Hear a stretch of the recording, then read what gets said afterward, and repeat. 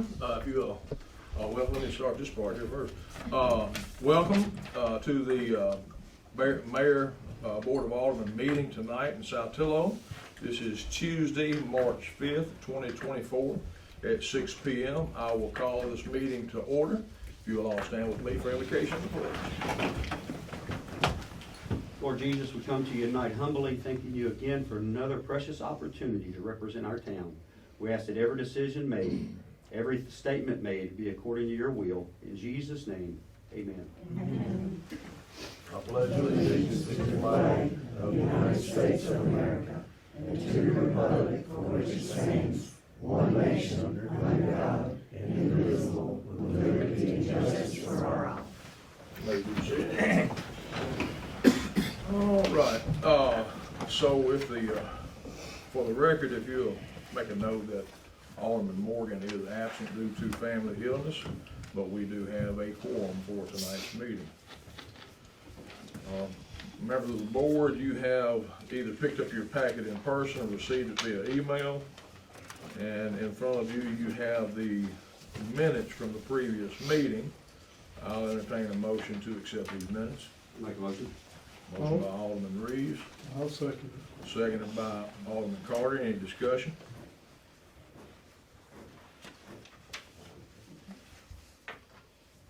Hearing none, all for approval say aye. Aye. Those opposed, minutes have been approved. Thank you for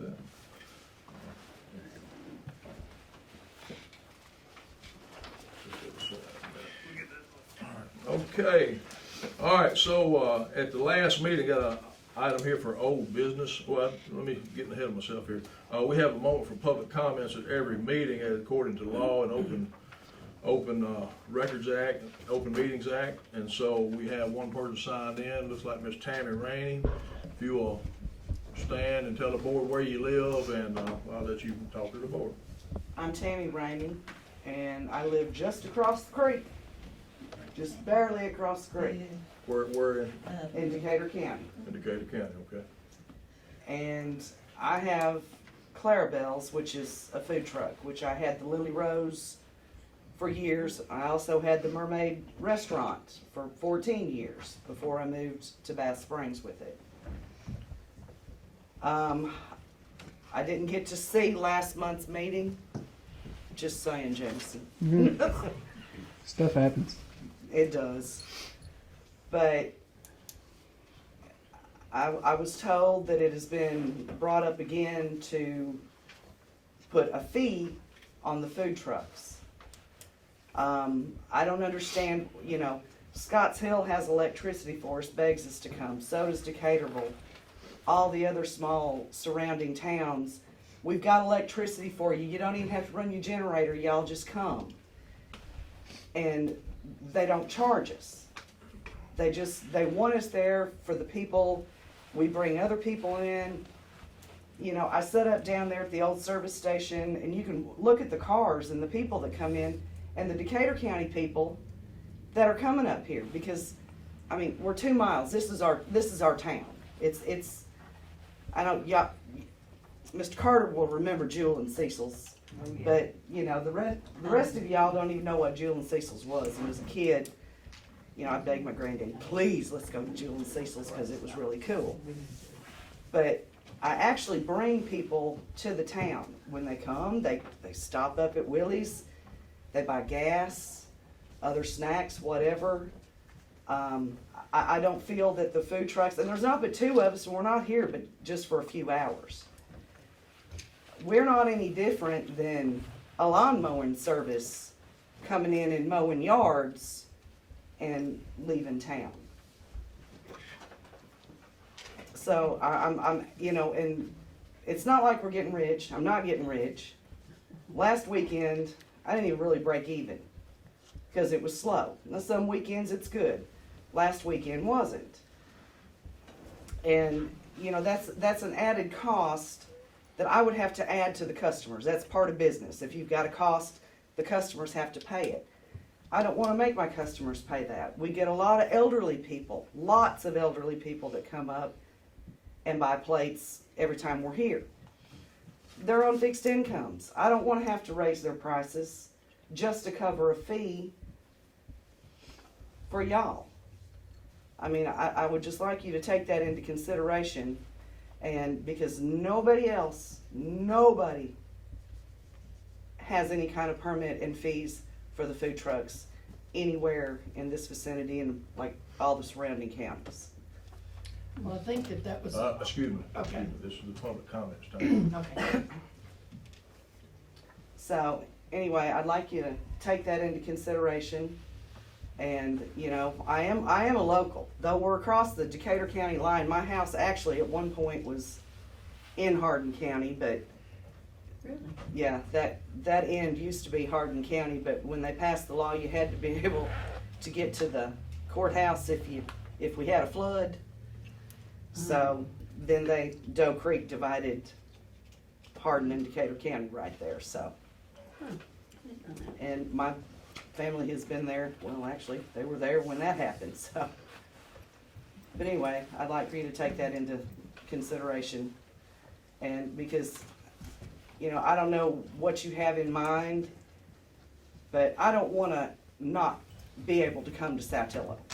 I have too many friends and family up here, and, you know, I enjoy seeing the people, we get to talk, we get to visit, and I offer something that is not offered in the town. So, thank you. All right, okay, we'll circle back around to that. That is an item on the agenda, and as we ask, and according to law, that folks that speak should be speaking to an item on the agenda. So she was, although she's not a current city resident, she was allowed to speak because it's on the agenda. Okay. All right, let's move right ahead. Old business, recommendation to approve salary increase for patrol officer and chief of police. This was tabled from last week's meeting. I would again make a recommendation to I'm recommending this as a motion, and I would entertain a motion on this matter. You all have that document in front of you from Yeah. last week? I make a motion that we approve the salary increase for the police chief and potential police officer. Okay, there is a motion made by Alderman Wood, I'll second it. second by Alderman Maynard. A discussion. Yes, sir. Okay. I'm a little concerned All right. because, and to be very frank, we've lost the revenue we were getting from the red shed. And we were talking about a part-time officer due to the complaints on the red shed. I'm 100% in favor of raising Chief Graves' salary, but I'm not so much in favor of us even considering a part-time patrol officer at nighttime right now. Because the complaints on the red shed, that's alleviated. And again, we've lost revenue, and I don't think it makes a lot of sense to be adding more outcome when we've lost income. That's where I stand at the moment. But now to keep a class quality A-rated guy, in my opinion, on staff in Saltillo, be hard to replace Chief Graves if we keep him where he's at. You know, so I'm in favor of that. I'm just not so much in favor of adding another item. Yeah, well, let me do this, because this is the motion that's been passed, so you're not for the complete motion, so whatever goes on with this issue, you can come back and make an additional Okay. motion, basically. Yeah. So since this is on the table per Robert's Rules of Order, we have to act on this. Certainly good discussion, so I'm not eliminating any discussion. Yeah. Well, we all love Stephen, and Stephen does a great job, but with Stephen's first job, which is with TWRA, he's not available to work on weekends a lot, because he's working his first job on weekends. So that leaves us without, other than the county, which the county has been better about sending officers to patrol, but that leaves us really without anyone when we need it the most. And I think our packet said that we're talking about 15 hours a week to add, and that would be in the evenings and on weekends, which Stephen does work on evenings, I'm not saying that, but he usually is called, he's working his other job on weekends. And with the people that come in with their second homes from Memphis or Tupelo or wherever, Jackson, and with the kids driving the vehicles, four-wheelers, etc., I think that that this is necessary for the cost that is given us. Because, you know, if we have a policeman, but he only can work when it's convenient, is great, but we need a policeman when it's the best time for the citizens of town. So, Stephen can't work any more than he's working, and so we're left without. So that was why I made the motion to raise the salary. I've talked with some county officers, and we haven't been able to find an officer because we paid $14 an hour. So to raise the salary to comparative, not as much as Savannah or whatever, but up to $18 an hour, we would be able to get some policemen to work. It's not been easy to find one. And I think 4 of the county officers would like to have a second job, and they live on this side of the river. Now, I don't know who those are. That's just what they told me, that they lived on this side of the river. So, anyway, I'll leave my motion as it is, and we can go from there, but that's the reason. We don't need a policeman on Monday at 10 o'clock, but we do need one on Friday at 11 o'clock. So, Okay, all right. Well, let me share a couple of things, and we may have some more discussion of this. So, in the document for his budget analysis that I prepared for you, and this goes for you, I think you had it also, right? Everybody had that document. So, as of right now, to increase the to increase the chief's salary, we had enough built into our budget that there is no added cost in our current budget at all, okay? So that would be the same going forward because the way we put our budget together.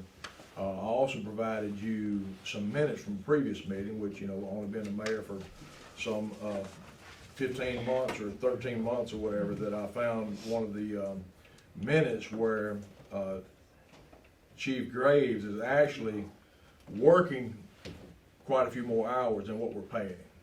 And so our budget was based on the hours that we should be paying.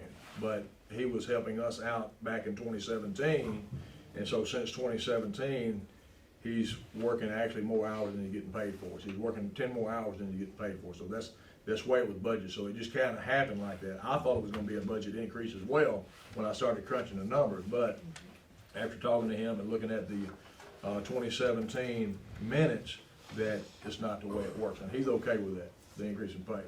So the patrol officer's salary, I say we, working with Ms. Jackson to try to figure out how we can do this, is that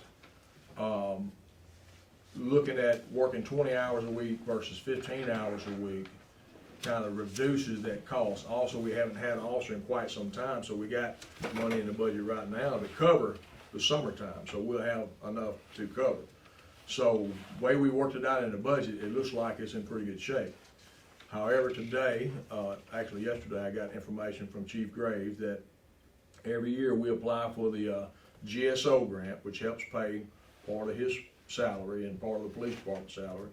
It's usually $5,000, so we just applied for it, and the state had upped that amount to $10,000. So I'm rather confident going forward we'll be able to pay these officers. But like you mentioned, Alderman Reeves, I appreciate that point that, you know, initially when we got us a part-time officer, we tried to get him to work nights and weekends to kind of help us monitor and deal with the situation up the road. Didn't quite work out, so we lost him. We posted another position, couldn't get anybody, and, you know, on the weekend through the summer, could we use an extra officer to kind of help monitor what goes on? We have, you know, more people here on the weekends in the summer, and I kind of think we do, but ultimately it's up to the board to decide. So the motion on the table is to increase both the patrol officer and the chief's pay. So that's just a point from, if y'all have any additional questions, how we come about those numbers and why we're doing it, I'd be glad to talk about that. But anybody else have questions, comments? I will say this, Okay. in the summertime, the big thing of a policeman is for safety. And in the summertime, to have someone's presence here, on the weekend, I think is a big safety concern. So, I'll just leave it at that. I think we don't want kids driving 70 miles an hour with 3 kids on a 4-wheeler or hanging out at the river, at 1 o'clock in the morning, for their safety. So, anyway. Any additional? This will be a roll call vote. Alderman Carter, Yes. Alderman Wood, Yes. Alderman Maynard, Yes. Alderman Reeves, Yeah. and that motion will pass. So we have an increase in officer pay. We'll begin to recruit an officer starting tomorrow. We'll put together an ad, put it in the paper, and have some feedback on that, so. Okay, next item, food truck ordinance.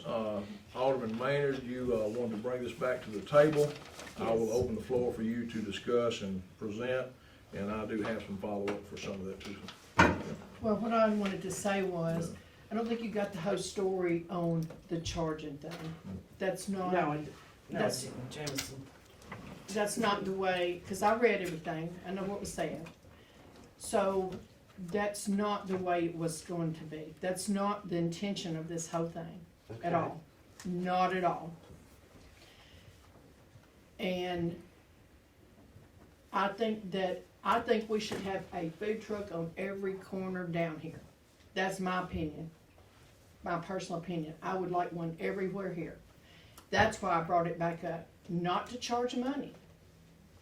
But I do wanna know from everybody that has a food truck here, do you have a license? Have you been inspected? Yes, ma'am. Well, I'm not just talking to you, I'm I talking hope- about any, Well, let me They I'm all not have Let me to call a go point of down. order here. We're not Yeah. gonna have the back and forth Right. with the people that are here. This is, the comment should be addressed to the mayor. right, okay, so my Yeah, point yeah. was that we should, everybody should know, does everybody have an inspection? Cause there are people that sell food that don't have an inspection, and we all know that. So that was the whole thing. So let So me it clarify. has nothing to do with where anybody's set up or anything else, it had to do with that. Yeah, well, let me clarify just a couple of things Okay. on that point. So all food trucks that are in full operation are required to have state health inspection. Mm-hmm. It should be posted in their trailer at their, thing they move, be it a truck or trailer. Right. And they all should have their license number on the outside of the trailer, their business license number. And so it's very easy for us to call, be it the Decatur County Health Inspector, because the one that's in our area doesn't do Decatur County. So you can call very easily if a food truck shows up, and even if it's in Jackson, if you want to know if somebody's licensed or not, you can call that health inspector, give them that, if that number's not on there, you can give them the name and they can look it up and tell you. So that's pretty easy to do. Yeah. So, yes, there are people that kind of fly under the radar, don't get licensed, and, I will say something specific about a license. So if you have a special event and it's a one-day deal, be it your little tent you set up or be it a full-on food truck, you don't have to have a license inspection for a one-day event. So Incorrect. that's, this is not the time for you to respond, but I know what I'm talking about. So for one-day inspection in this area, you don't, for a festival, you don't have to have anything. Now, if you do a two-day thing, just like we went through with the Tennessee River Rendezvous, that you do have to have an inspection. All right, so you had brought this up, so did you have some changes you wanted to recommend or anything like? At this point, No, I don't. I mean, I'm kinda over it. Okay. I don't mean that to be, this is I me and got you sitting here talking, I'm just over it. It's just too Yeah. much, nobody's saying what's really the Yeah, truth. yeah. Well, So, let I'm me make a point maybe to help some people that are here tonight to let them know. So you mentioned a couple of things and then Ms. Ramey mentioned a couple of things. So one thing about the food trucks that the board should know. So if you have a food truck and it's licensed in Decatur County, when they have people come and buy products from them and they charge sales tax and report it goes most often to Decatur County or the city of origin. So be it the food trucks that we have coming here now, neither one of them are licensed in Hardin County or pay sales tax to Hardin County or Saltillo. So the benefit to the community, even if you don't have a fee, is if we have businesses that's like El Patrio, that business pays property tax, or the owner pays property tax. They pay sales tax, which benefits the city. They pay beverage alcohol tax that comes back to the city. They pay for a beer license through the city. So originally, when this thing was talked about, the fee was kind of embedded in, that is the value to the community, to bring in additional revenue through having food trucks here. And so that was kind of talked about a little bit. And so the issue that we have now, where, you know, we talked about this earlier in the ordinance, to have them on private property, there's nothing wrong with that. I mean, there's nothing that we've said in the board meeting that they can't do that. Since this motion failed, and this is the exact same ordinance, since this thing failed the previous time, nobody has said anything about it. And so there were some allegations that the mayor told people that they couldn't operate. That's just a flat out lie. Right. The mayor hadn't talked to anybody other than Charlie's, and I went down and talked to him, say, hey, how's it going, find out a little bit about it and things like that. But nobody has told anyone that they couldn't be there. Now, what we don't know, you know, if somebody has a piece of private property that they want a food truck to set up on, are they charging them a fee to sit there? We don't know, don't really care.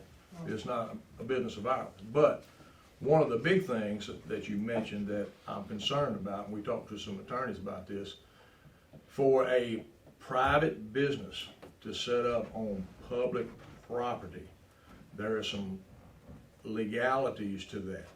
You're not supposed to benefit personally from public property in any form or fashion. And in this ordinance, on the last statement, it spoke to that very thing. Because you get a permit and a license, the issue was trying to monitor and kind of help, you know, how many's coming to town today, or how many's, you know, where they're gonna be and things like that. It was an opportunity to monitor those and have some revenue for the city, because most of them won't pay sales tax, and the city, like you talked about Little Red Shed, we are losing revenue. We're losing beer tax, we're losing sales tax and all that. Food trucks, unless they are registered here, don't pay a dime. Now, you can, on your 10-tap application for your business, you can designate some proceeds from sales tax to go to a certain city. Like if you got two locations, you got one in Savannah and one in Scottsdale or something. So anyway, that's the matter of that. So any other comments?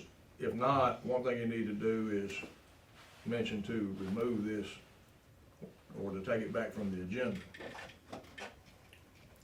Me? Yeah. Well, then I'll make a motion that we just take it from the agenda. All right, so for the record, that ordinance was pulled back from the agenda. Okay, all right, that is fine. You made the motion to bring it up, or Right. you can certainly pull it back. So, okay, so good discussion. Thank you for that. We need a second. Don't need a second. She's just taking back her ordinance that she wanted to bring back to the table. All right, so with that being said, people will be operating like we've been doing. Nobody's asking questions. They're on private property. They can go for it. Yep. Okay. All right, next item on the agenda, request for new police equipment, taser, body cam. We didn't really discuss this at length in the last meeting. I talked a little bit about it. I want to go back and reiterate some things about that, is that we're in a situation where we certainly need to upgrade our equipment. and it is not cheap. It is a costly endeavor. So the other thing that I mentioned, this is a sole source situation, in that we've only got one company that you can get body cameras from. I mentioned in the last meeting that our body camera failed in a critical issue.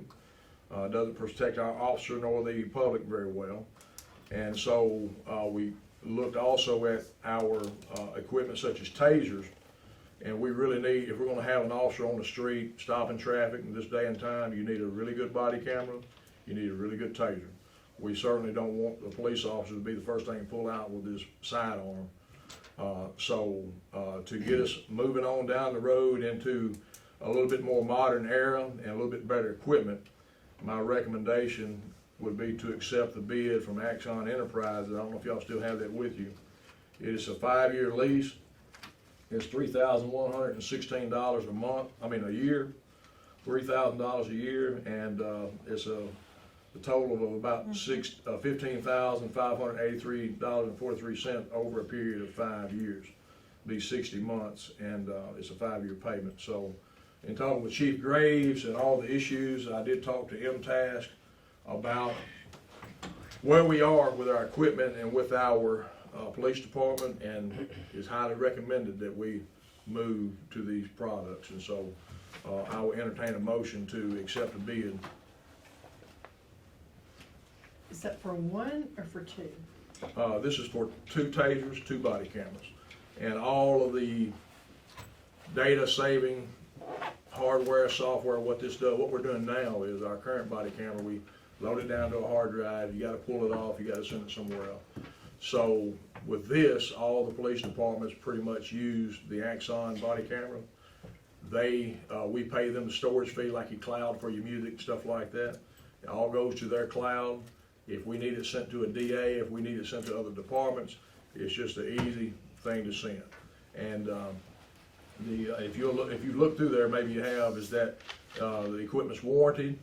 Something happens, you get into a scuffle, falls off and gets run over by a car and smashed, they'll bring another one the next day. So it's the problem with this kind of equipment, probably with fire too, is that some companies have the corner on the market where they're the only one that supply it.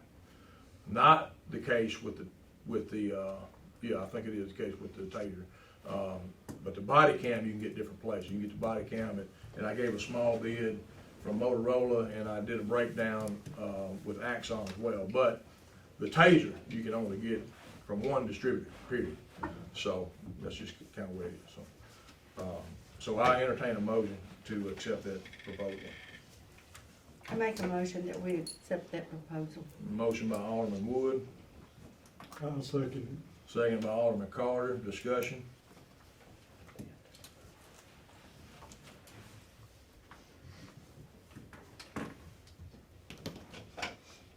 I just don't think we want a policeman not equipped with whatever he comes across. And when our body cam didn't work the last time, and we didn't know that, then that could have been a real bad deal. So we don't, that's my thinking. Do we know why it didn't work? Was it equipment failure or? Well, yes, and the age of the equipment. So the body camera, I say age, a third thing, El Cheapo. So when we first got into body cameras, as I understand, we bought what we could afford.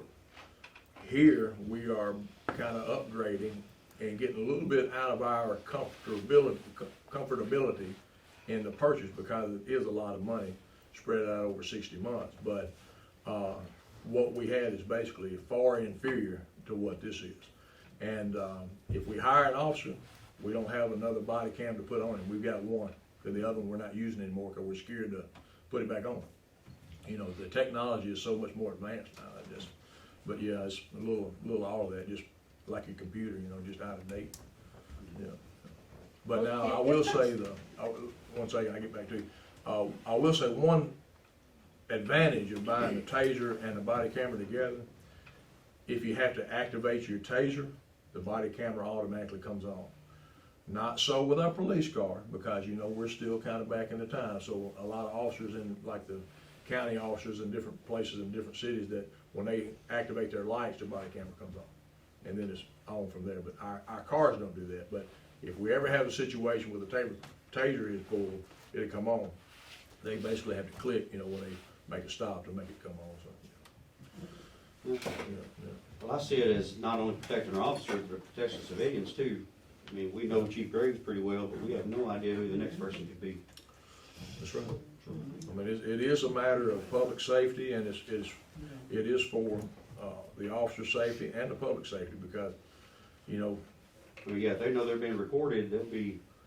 Yeah, and you know, who knows, a new officer can pull somebody over, and then you got a sexual allegation, and then you don't have a body cam, and, you know, what do you do? And so, certainly y'all seen all this stuff on TV and the recent months from Memphis and all the officers that were fired and going to trial and all that kind of things. And body cameras catch a lot of stuff. But if they don't ever come on, in most cases, you're gonna lose your case, because the DA's not going, these days, they're not gonna take a case if you don't have body cam. So, Well, it protects the city from litigation too. Any additional discussion? This will be a roll call vote. Alderman Wood, Yes. Alderman Maynard, Yes. Alderman Reeves, Yes, sir. Alderman Carter. Yes. That purchase is going to be approved. And the reason we had to do that, of course, is because it is above the threshold that the mayor can spend on his own. So this is a formal purchasing policy process. And because it's a sole source, we don't have to have the 3 bids and all that kind of stuff. Okay. All right, new business. A lease for Saltillo Landing per TWRA. Did all of you get that from me? Lease. Y'all didn't get that? Well, if you send it to email, No, I thought I had a copy for you. All right, so, I am going to pull that from this month's meeting. I will tell you that, I've been working on this for some time, dealing with, since the accident we had here about a year or so ago, that this is a 30-year lease, and I'll get it to you. I thought you had it in your packet. I'll get it to you, and I will try to email it to you so you can look at it. So it's a 30-year lease, zero money. The only thing it's gonna cost us as a city is probably around a $500 increase in our liability insurance. And when we get to bring this back to the table, one of the issues with this is we're already cutting the grass, doing the upkeep. You know, we have a fundraiser down there to put the picnic tables there. We keep it looking nice, we pick up the trash. We basically monitor it with security. What this lease does, well, first of all, what TWRA is doing is getting out of some of the property that they own outright. So they wanted to just give it to us, sign it over 100% to us. After talking to a couple of attorneys and some other folks at the state, it was recommended that we don't do that, because the boat ramp, if we ever have to replace that, that's gonna be, you know, I say $800,000 or better to replace that. So there's no way we can take that liability on. And so in this lease, you'll see when you get it, from the street down the ramp, TWRA still handle that. The chief engineer, Jay, what's that, McClanahan, I think that's his name. McClellan, yeah, Jay McClellan, that we made some agreement that, you know, the TWRA is still gonna take care of things with us, but it's gonna give us a little bit more authority over the area to monitor it, to make sure, if we wanna do some improvements, it makes it easier to do that. That's a tourist area for us. People that come to town, they buy stuff at the stores, they eat at the Mexican restaurant, and all those kind of things. So it's really a benefit to the city to have this on a lease, because we can make decisions more at a local level than waiting on the state to respond to us. And so, in talking to TWRA attorneys, they are really interested in helping us with this. We used to have an MOU back before 2017. The state does not do any MOUs any longer. They don't do any of those. So that's why we're talking about the lease. Also, that the liability of the issue, if we lease it or not lease it, something happens, The state's gonna be sued and we're gonna be sued, just kinda like what we're in now. So it's really, you know, it don't make any difference who leases it. Everybody's name's gonna be on a lawsuit. So I think it's a good benefit. We'll bring it up at the next meeting. If you'll make a note to put it on the agenda for next month. And that would be my failure to present that to you. And it's not really a hurry. We've been talking about this in almost a year, and there's no worries on that. Okay, so we'll move on. Okay, a little mayor's report. Before we do, I provided all of you a petition. If you'll grab that for a second, we'll discuss this petition for a second. You may have some questions for me. This petition was presented to me. I wasn't here, but he brought it in by Ricky Withers, and you want to say anything about this, Mr. Withers? I think it's kind of self-explanatory. We've been dealing with this problem across from Little Red Shed for some time. It's been addressed several different ways, and one way it hasn't been addressed is in violation of the slum ordinance for the city. And I think it's evidently, well, not evidently, it is getting worse because they keep adding to it. I hate for grandkids and kids and people that come to town see that when they first come into town. And you even have some people now who don't come to town because of all the garbage up there, and I don't know of a better way to call it than garbage. I think it's in violation of the slum ordinance because if you read it closely and understand what some of the words are in it, if it's considered a detriment to the community, then that's in violation of the slum. Okay, so as Mr. Withers presents this to us, members of the board, I read this several times, and I couldn't make heads or tails of half of it because it doesn't say anything about a specific location. It says, "We, the below undersigned, do hereby request the city of Saltillo to enforce its obligations." Slum ordinance, which states that it exists in the city structures that may be unsafe, unsanitary, dangerous. It doesn't really say anything. So he mentions it's the property across from a Little Red Shed. I appreciate that clarification because I wasn't sure if he's talking about this old junk gas station that's about to fall in down here at Willis Street. Roof falling off of it. All these houses down at Dorothy Ann is falling apart.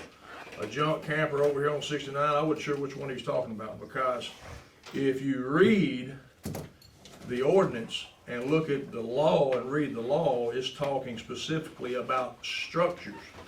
It's not talking about what's in somebody's yard. It's talking about a building, talking about outbuildings and what may be going on with those. So for all these people that signed this, of course, many of you have seen these names in the social media stuff that's been put out there, you know, and I'll just leave it at that. Y'all seen the stuff from all these people on Facebook, but I don't know if all of them are referring to that same property because it doesn't identify a specific property. So the ordinance says you need to identify the property to be addressed. And so they asked for consideration. I'll consider it because the board itself has no authority in that matter. You just legislate, and it would be up to the mayor, who the public officer is, to investigate, inquire, and bring it to a hearing. So might ought to go back and redo this and put the location on it because it's not listed on this particular sheet. Have it to you next month, sir. All right, so anyway, members of the board, any discussion, question, you have the ordinance that I prepared in front of you. And just gave it to you so you can look at it and, you Well, know. I don't see anywhere on this slum ordinance that Yeah. we have that says, what did you say, Ricky? 6-201, the word inimical. And if you read that up, it says a detriment to the community or a danger or threat to the citizens thereof. Yeah, it literally means hostile, cold, unfriendly, inadmissible. Let me read it to you. 6-201. The Board of Aldermen finds that there exist in the city structures which are unfit for human occupation and dilapidation and so forth and so on. The structure. If you do like I do and go to an attorney and look at the law, the structure is the dwelling, the physical building, the facility that may be in it. What is dangerous or detrimental to the health, safety, and morals? When they talk about that, what they're talking about is somebody that has a dwelling that's got a flop house, you know what I'm talking about, like a drug house, or they running a whorehouse or something like that down there.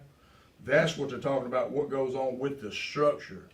This ordinance, 2016-01, has nothing to do with yard ornaments. So there, you know, if the alderman, we can look at other ordinances that may come close to that. But one caveat I will mention, and we've said this before, that this particular properties, the two of them that we've mentioned, are in the current litigation.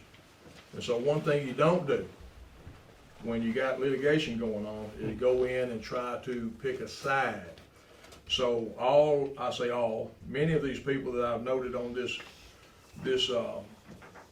consideration for this petition have been very outspoken in the support of Little Red Shed. And they have been very outspoken against the Barker property. So for us to take this into consideration while it's currently in a lawsuit is putting you in a bad place, because it shows favoritism toward one side or the other. Regardless of how you feel about it, that is the legal ease of it. So anyway, the mayor, be the public officer, or his designee is the one to make that investigation. So the board have any additional comments or questions about that petition? Okay, hearing none, we'll move right on. Okay. I do. Sure. I can't remember, of course, the ordinance, but if I'm not mistaken, there are other ordinances that address the height of the grass, the cars in the yard, you know, that's not the structure. This one is structures or dwellings. But but I know that, I don't know what the numbers are, but I know there are ordinances that address those issues. Now, Yeah, there are some there, and that's that what would I'm address, saying. That but this we- one does not, but that, if I'm But, not mistaken, you know, there are ones that address those kind of issues. Yeah, but see, here's part of this issue, in that regardless of if you like what's down there or not, you have to understand that we've already consulted the ADA and what's in the yard and what we can do. They have told us can't do anything about it, a lot of free speech stuff there. So yard ornaments and whatnot, that's in the yard, wherever your preference is. I see Dorothy Hill's name on this thing. If y'all know where Dorothy Hill lives, you go by her house and look across the street, what's in that yard? Now, it's different stuff, but it's a lot of stuff. So, you know, when you start looking at what's there and how you're gonna enforce it, if you do for one, you gotta do for all. That's correct. So you can't be biased in saying, well, I don't like the way this looks. You gotta have some facts to it, and you gotta be within the law to it. And even our other ordinance, it speaks about high grass, and I go back and look at some of them. Y'all welcome to come in and look through these books too. That it doesn't really address your decoration, No. regardless if you call it something else, you know, it's yard. But it does address things that affect how things look around town. Yeah, the aesthetic Whether- quality, yeah, Yes, that's right. whether it's car up on blocks or, Right. Well, there's a junkyard ordinance that Yes. kind of addresses the cars on blocks and things, so that, again, you know, when we begin to enforce that, and y'all see a list of properties that are attached to that ordinance, that petition, because I didn't know which property he was talking about, because he didn't list it, but there's quite a few properties on there, you know, the old factory over here, dangerous and detrimental to the community, hazards over there, so there's a lot to say about a lot of things in town that have been, you know, structurally unsound and whatnot, so. Any additional on that? Good. All right, let's move on real quick. Real quick, mayor's report before we get to the financial report. the 24-25 worksheet. We just met with the comptrollers a couple days ago, and they asked us, you know, are you getting ready to do your budget for next year? And we said, yeah, we are. This form thing y'all have here, take it home with you, look through it. You have some numbers here. If you have questions about the numbers, you can certainly call Ms. Jackson and say, hey, I want to know what this is. Or you can call me. Nothing against you being able to get an answer and ask a question. But we need to be planning 24-25 budget. And there's a lot of stuff here to consider, revenues and expenditures and all that kind of stuff. So I'd let you read through that, and you're welcome to call me and ask me any question about anything in the budget. We can show it to you line by line. But we'll start doing those budget planning meetings and things like we did last year. Tennessee River Line, town of Saltillo was awarded the opportunity to move to phase 2 for the Tennessee River Line grant. We talked about that last month. I'm gonna meet with some folks, I think, on Thursday. If anybody's available, wants to attend that meeting, it'll be during the day, that I'll be glad to have you join us. This coming Thursday? Yeah, this Thursday. What time? All right, so if you don't mind, call me tomorrow. Okay. I'll tell you what, here it is right here. Thursday, 11 o'clock, right here. Okay. Thursday, 11 o'clock, anybody wants to come, community come if you want to. We're gonna just talk about phase 2 and what it's gonna be, and reminder, it's a $40,000 grant, 50-50 match. We don't have the 50-50, we don't have it. But TWRA has committed to us to bring a kayak launch. That account as our match, be in-kind donation from the state. They're all excited about it. Tennessee River Line's excited about it. This is a tourist opportunity to bring more people to town and increase our paddle community and business in the neighborhood. So, okay. Update for the system-wide park grant. Members of the board, I'm going to release the draft to you on the 11th, the draft. And then we'll release the draft to the general public via our website on the 12th. And we will have a planning meeting based on that draft on March the 19th at 6 p.m. right here. So people come out, all those that were on that original committee that we started this park stuff, that the park plan, come out and join us, because we'll get down to the nuts and bolts of it at that meeting. So it's something certainly all the community wants to come and participate with us on that. Okay? Did you say that would be in City Hall? The 19th? The 19th, yeah, we'll probably meet right here in the fire hall, though. I think I asked you about that. Put a couple tables out there. We'll need a little space out there. The 19th, we can probably do it here depending on the crowd, but 6 p.m. on the 19th preliminary plan. And then we'll talk more about the grant actually later, but this is just a plan, okay? Any additional questions? Easter egg decor around town. I don't know who all pitched in on that. I think Miss Morgan had a lot to do with that, and then Ruatan with Miss Jackson, the eggs on the stage, and anybody I'm missing maybe that just it looks nice downtown. Whoever did all that, so I think I saw Teresa out there working one day. So, yeah. We kind of all went in together and. Everybody, yeah, okay, Ruatan and good. some- More the merrier, certainly. Takes a village, right? Right. Okay. All right, financial report. I've talked too much tonight, of course. I got to get more. General fund, you see all of this is the account balance sheet I'm looking at right now. So you have all that in front of you. We're doing quite well right now. We are doing okay on your financial expenditure report. If you look at your last page, this is page 5.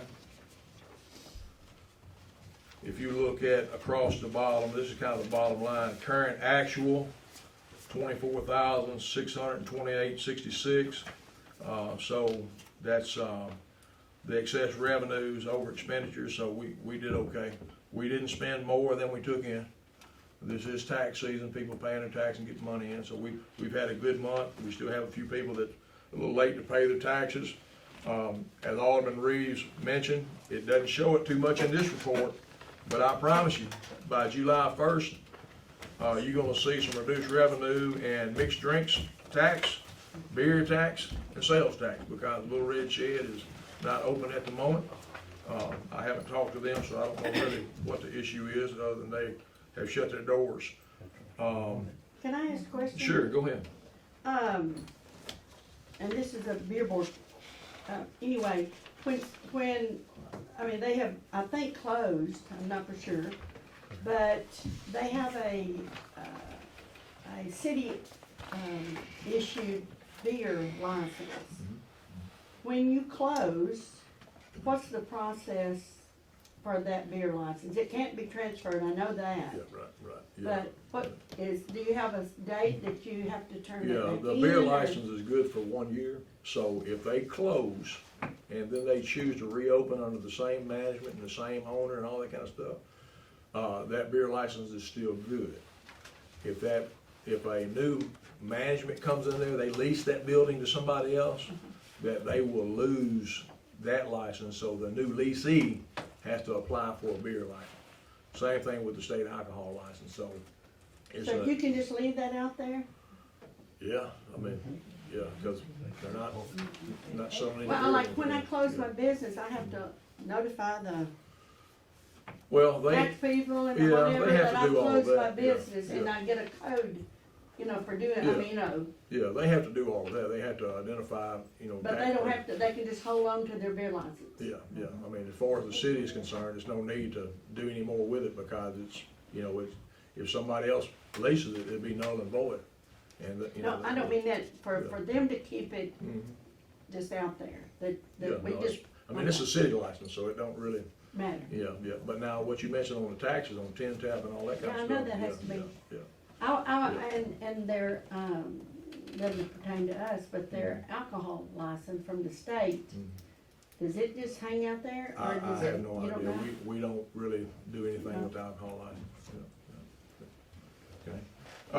All right, back to the funding, issue. So, yes, on our revenues and expenditures, that is not reflected, but it will be soon. You'll see that we do need, those businesses in town that we survive on their sales tax. And that's one thing about having a business. We got a new business here on 4 Main Street that'll be opening in the spring. Miss Georgia Brewer, I'm not Brewer, Miss Georgia right there. Miss Georgia Jenkins, her family is opening a business there, so you'll hear more about that later. So that adds to your sales tax base. So just speaking of that, the phrase buy local that a lot of these communities put out there, buy local, that's what it's about, supporting the community through that sales tax, and so that's part of that issue. I don't think it's reflected in this bill this month, but we had some high heat bills and gas bills, so you're gonna see that on next month's report. You did too? Well, ours is extremely high, Miss May, we keeping y'all warm, but it's cost, here in this building too, it's costing us a little money, but that's okay, yeah. So, so it's all, January. just part of the season. They didn't read the meters and. All right. They didn't, they didn't. So, let me get back to the finance report. Do y'all see anything you have a question about? And over and under on a specific item or anything like that? We haven't, we've tried not to spend too much money. We gotta spend a little bit of money on the chief's car. Gotta get some, I think, brakes, rotors or something like that on it, so he's gonna spend a little bit of money this month. And, if y'all don't have any questions, I'll move on to department reports. Chief, take it away. Got anything? Oh. Status of the B-Feed grant, the contract began on March 1st. We're free to open up to order whatever we need according to the state. We have received 2 quotes. We solicited several quotes, and quite a few companies did not get back to us. We did a wear testing and trial for the turnout gear, which I've had for the past 7 months. Since they're the ones that submitted a quote and other people didn't, we decided to go with it. SCBA, the choice was made to stick with the distributor that we purchased the last 6 sets of SCBA through for continuity, because none of the competitors even put in a bid either. So, and pretty much that's gonna exhaust all those funds. AFG grant has been almost applied for. The 5% match comes to $31,150, which will be applied through BFeet next year as part of the matching grant, which is their highest priority. Last month, we had 3 calls for service. Held a meeting on February 13th. We recruited 2 more auxiliary members and 2 junior members from that. We have 2 members still in EMR class through the end of March. They're doing pretty well so far.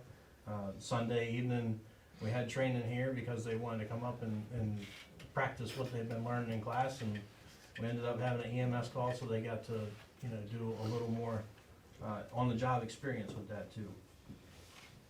Cajun Blue on February 18th was very successful. We had a good turnout, over 70 people in attendance. 7 members participated, all worked hard, preparing, cleaning up, and during the event. Total income, $1,986, minus expenses of $1,055, for a total profit of $931.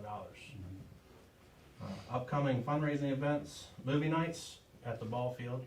It's gonna be drive-in style.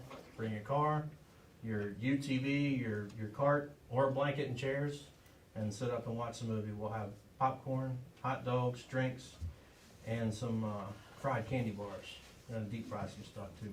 Yeah, that's weather permitting and the ground is dry, you know. Yeah, no mud pits. Of course, the Spring Thaw Car Show, April 20th. We're still looking for a few more vendors, but so far we've heard that there'll be quite a few cars in attendance, quite a few people coming out and check that out. We had the Catfish Tournament on Saturday, May 18th. So be aware there's gonna be quite a bit more boat traffic and stuff like that because everything is put in here at the ramp. Did y'all see it this weekend? It was packed. It will be. And that's pretty much all I got. Well, let me just mention something about the fundraiser. So, the, some people have asked, why are we doing fundraising in the fire department when we got city tax? Well, police and fire cost a lot of money. And we do spend a lot of money on the fire department, but they want to do some things above and beyond what we've been able to do in the past. That's why he's out there beating the bushes for these grants. He's beating the bushes to try to raise a little extra money so we can send these guys to training, which the city, we just took it out of general fund to pay it because they had, you know, that $1,500 we budgeted for them for training and those kind of things. So when you have aspirations to do a little bit more, we can't afford it. You know, fundraising is kind of a necessary evil. I mean, the same thing with schools. Mhm. You know, people pay property tax for kids to go to school, but you still got, you know, the soccer team still got to do a fundraiser. I mean, so we would love to provide everything. It's a volunteer organization. Those guys, and one thing, if we talk about anything, those guys that make those calls, the community should know, they get not 1 red cent for making a call.